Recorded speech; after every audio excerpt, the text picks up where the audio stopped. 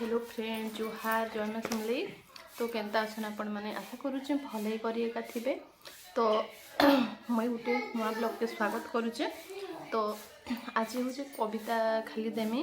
तो कल के हूँ मोर बर्थडे अच्छे कल के 22 तारीख। तो आज भावली किसी ब्लॉग नहीं बने आउ कविता खाली केतेटा माने पढ़सी मत भल लगे मोर निजर लेखा है। तो इन बस तो मो निजर लेखा मुझे कहार कॉपी करवार नहीं किसी नहीं। तो देख मुझे पढ़ी दूचे आपण मैंने निश्चय भल लगे इे पड़ी जा स्टाण पड़ी जा इे। तो हाँ है बसथा तो शुणन। तो कविता ना हूँ इच्छा पढ़ी दूचे आपण मैंने निश्चय भल लगे खुज खुज नहीं आंसी।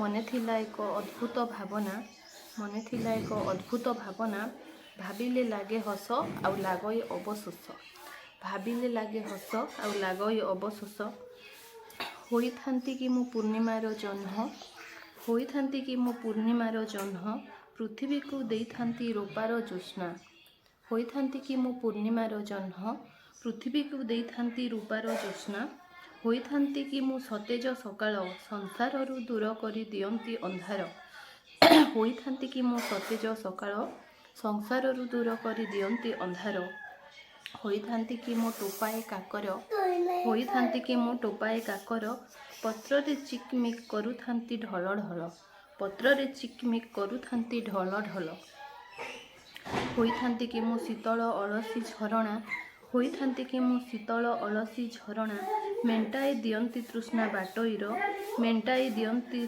तृष्णा बाटईर आउ भरी दियंती मने हस आउ भरी दियंती मने हस होई थांती कि मो अभिमानी प्रियार प्रेमिक होई थांती कि मो अभिमानी प्रियार प्रेमिक भांगी दियंती तार अभिमान भांगी दियंती तार अभिमान आउ दूर कर दियंती तार मनर वेदना कि कर पड़ी जबनी आउ दूर कर दियंती तार मनर वेदना होई थांती कि मो आखिर टोपाए लुह होई थांती कि मो आखिर टोपाए लुह रही थांती प्रियार आखिरे रही थांती प्रियार आखिरे कांदिले प्रिया मते पोछु थांता तार पणत कानी रे कांदिले प्रिया मते पोछु थांता तार पणत कानी रे क्या हो मामा बदमाशी ने होई थांती कि मु सज फुटा फूल होई थांती कि मु सज फुटा फूल भंवर को महु देई तृप्त कर दियंती मन तार भंवर को महु देई तृप्त कर दियंती मन तार हेले भावना केबे भी सत हुए ना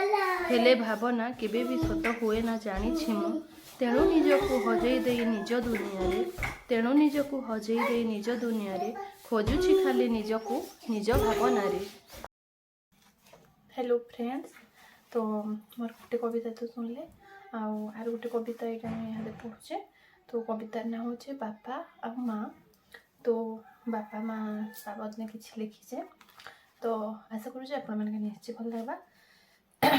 बापा आ माँ एमिति दुईटी शब्द बापा आ माँ एमिति दुईटी शब्द जार नाही तुलना नाही आकलन जार नाही तुलना नाही आकलन जहाँको पाई दुनिया को आसिली दुनिया को देखिली जानिली सबु कथा तांको हाथ धरी चलिली जानिली सबु कथा तांको हाथ धरी चलिली स्नेह आदर पाइली भूल करी पुणी गाली भी खाइली स्नेह आदर पाइली भूल करी पुणी गाली भी खाइली मो पाई केते जे राती उजागरे काटी छंती जानिनी मो खुशी रे खुशी होई मो दुख रे कांदी छंती केते जानिनी मो तांको जीवनर सब आशा को जलांजलि दे भरी छंती केते जे खुशी मो जीवन रे सुझी पारिबिनी तांको ऋण ए जीवन रे सुझी पारिबिनी तांको ऋण ए जीवन रे प्रार्थना करुछि आज मो बापा माँ को पाई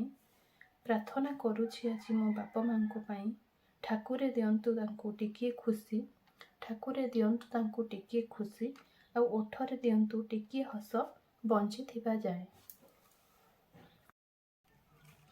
हेलो फ्रेंड्स कविताटे केनता लागले मते कमेंट्स रे जणाबे।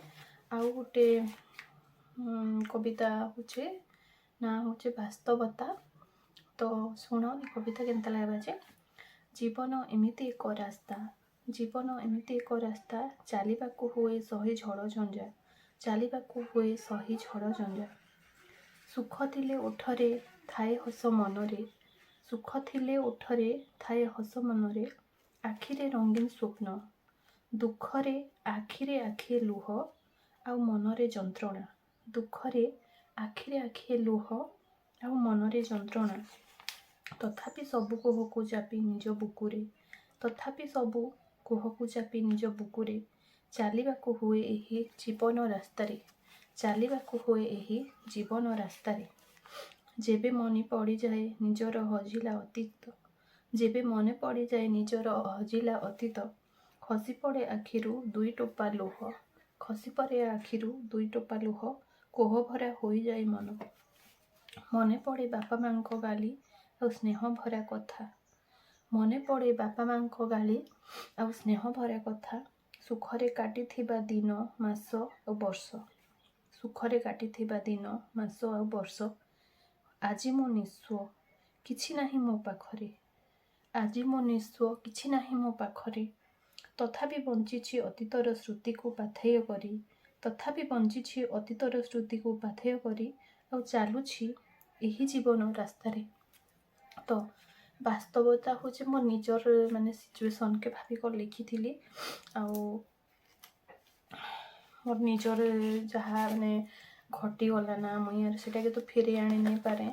ତ ମୋର ପରିସ୍ଥିତି ଆଜି ଯେନ୍ତା ଅଛି ସେଟାକେ ନେଇ କରି ମୁଇଁ ଏଇଟା ଲେଖିଥିଲି।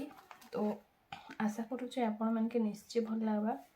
ଆଉ ଗୋଟେ ଏଇଟା ହେଉଛି କବିତା ନାଁ ହେଲା ଶ୍ରୁତି। ତ ଏଇଟା ଗୋଟେ ପଢ଼ି ଦେଉଛେ, ଆଶା କରୁଛେ ଆପଣମାନଙ୍କୁ ଏଇଟା ବି ନିଶ୍ଚୟ ଭଲ ଲାଗ୍ବା।